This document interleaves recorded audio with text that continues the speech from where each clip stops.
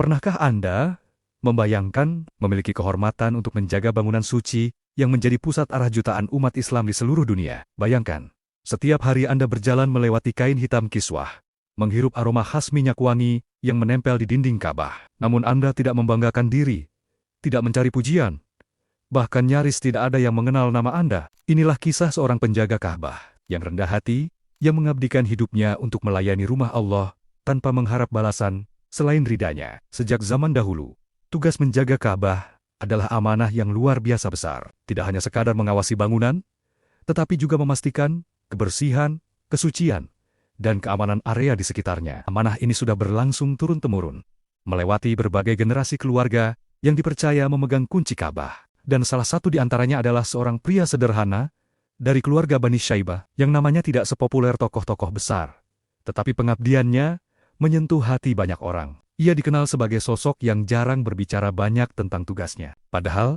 dalam tradisi Islam, memegang kunci Ka'bah adalah simbol kehormatan yang luar biasa. Setiap kali pintu Ka'bah dibuka, hanya orang-orang tertentu yang diizinkan masuk, raja, pemimpin, atau tamu kehormatan. Namun, bagi sang penjaga, semua itu bukanlah kesempatan untuk berbangga diri. Ia menolak sikap berlebihan dan selalu berkata, "Ka'bah bukan milik saya, ia milik Allah. Saya hanya seorang pelayan kecil di hadapannya." Ia menjaga Ka'bah dengan penuh ketelitian, menyapu lantai dari marmer putih, membersihkan dinding bagian dalam yang berlapis emas, hingga mempersiapkan minyak wangi khusus yang digunakan untuk mengharumi ruangan. Suatu ketika, seorang wisatawan asing yang mendapat izin masuk ke dalam Ka'bah menatap sang penjaga dengan rasa kagum. Ia berkata, "Betapa beruntungnya Anda, setiap hari berada di dekat rumah Allah." Sang penjaga hanya tersenyum, lalu menjawab dengan lembut, "Keberuntungan bukan karena dekat secara fisik, tetapi dekat di hati." Banyak yang datang ke sini, melihat Ka'bah, namun tidak mengingat Allah.